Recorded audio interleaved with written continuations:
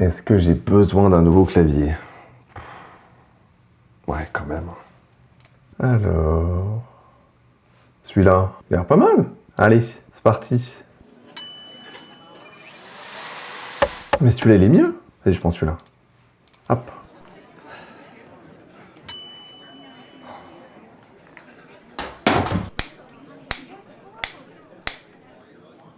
Par contre, je le veux en blanc.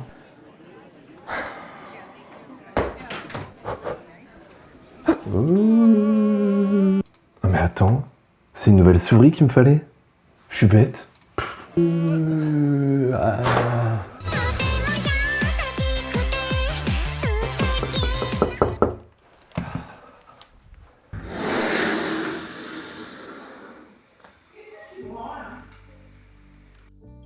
Et tout ça pour vous dire que j'ai acheté le clavier le moins cher de Temu.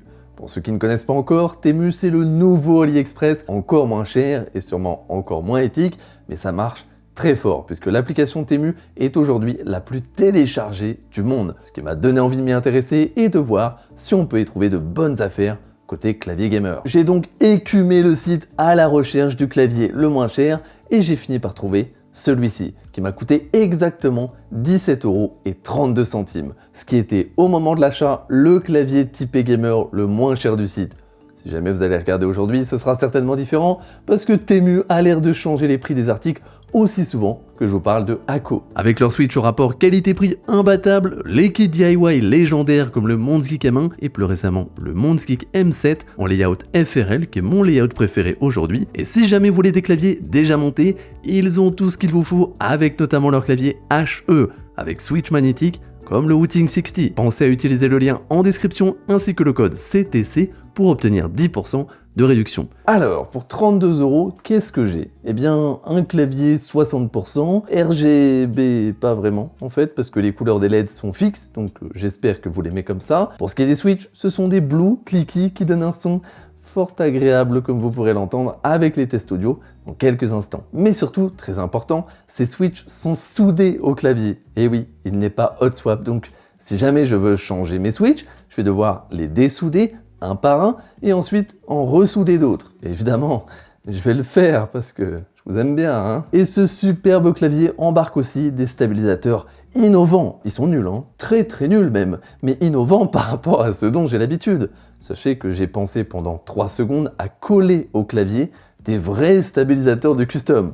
Et heureusement, à la 4e seconde, je me suis rappelé que non, j'allais pas faire ça. Alors il y a quand même un détail que j'apprécie sur le clavier, ce sont les keycaps.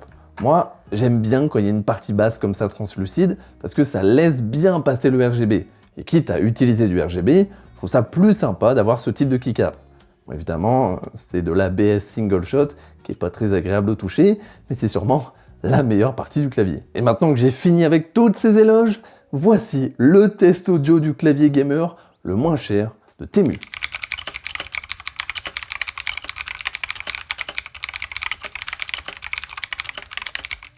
Alors, à partir de ce moment, je vous avoue que j'ai eu quelques doutes sur mes capacités à rendre le son de ce clavier agréable. Mais j'ai quand même essayé. Et pour ça, j'ai commencé par les modifications basiques, c'est-à-dire mettre un peu de mousse dans le fond de la case et faire ce qu'on appelle un Tempest Mode. Ça consiste juste à coller du scotch en papier sous le PCB.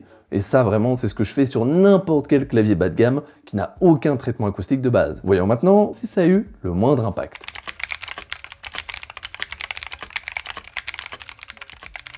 Bon, malheureusement, ce n'est pas très concluant. La faute principalement au switch. Je peux faire tout ce que je veux, des switches bleus sonneront toujours aussi mal. En tout cas, à mes oreilles. Je sais que certaines personnes trouvent ces switches agréables, moi non. Donc la seule solution, c'est de dessouder tous les switches pour en mettre de nouveaux. Alors c'est pas si compliqué, et j'ai déjà fait une vidéo pour vous expliquer comment souder et dessouder des switches, c'est juste que c'est très long et très chiant. Et une fois que j'en ai terminé avec le dessoudage, j'aurais pu directement ressouder de nouveaux switches. Mais j'ai décidé à la place de mettre des Milmax. Ce sont ces petits bouts de métal que vous placez dans les trous des switches. Alors moi c'était un petit peu serré, donc j'ai dû les accompagner dans leur mouvement. Et une fois qu'ils sont tous placés, il faut les souder au PCB. Et là on va me dire, quel est l'intérêt? T'as pas voulu souder des switches, mais t'as quand même dû souder tout ça. Et bien en fait, ces Milmax agissent comme des sockets hot swap. Ce qui veut dire que maintenant, je peux mettre des switches dans le clavier sans avoir besoin de les souder. Donc j'ai rendu ce clavier Temu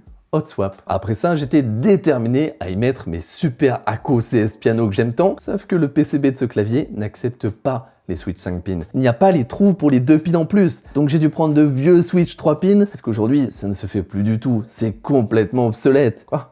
Comment ça, ils sont neufs? Il ne me restait plus qu'à remettre des keycaps, et comme j'avais déjà investi beaucoup trop de temps et d'argent dans ce clavier, j'ai décidé d'y aller encore plus à fond en mettant mon set de PBT Fan White on Black, ce qui a transformé le clavier le moins cher de Temu en le clavier le plus cher de Temu à mon avis, puisqu'en comptant les 1000 max, c'est 18 € les 50, il m'en a fallu 130, ça fait environ 46,80 € juste pour les 1000 max, plus une cinquantaine d'euros de switch et enfin un set de keycap à 100 €, ce qui nous donne un clavier Temu à environ 214 €, et je vous laisse l'apprécier.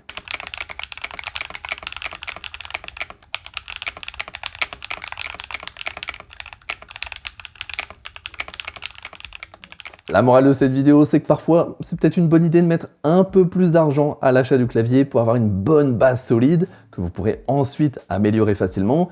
Et aujourd'hui n'a jamais été un meilleur moment pour le faire avec toutes les petites marques de bons rapports qualité-prix comme Akko ou EpoMaker. Merci d'avoir regardé cette vidéo et moi, je vous retrouve dans la prochaine.